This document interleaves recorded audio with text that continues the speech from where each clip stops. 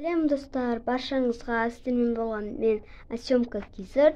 Бүгін мен сіздерге әрине бұл қазақ тілі ТЖБ салдым, мен ТЖБ көрсетемін. Ал ендеше кеттік.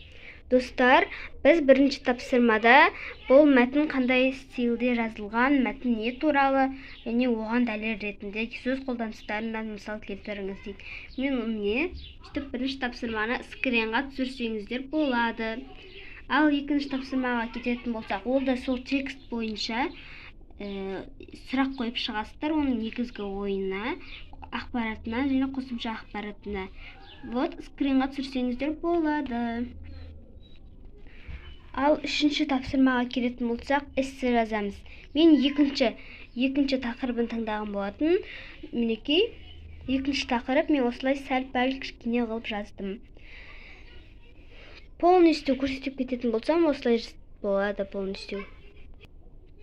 Вот, эссенің тақырыбы технология туралы болады.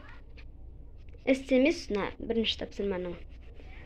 Егерде ұнаса лайк басып, подписаться етіңіздер, колокольчикті ұмытпаңыздар. Сіздермен болған мен Асьомка Кизер. Всем пока!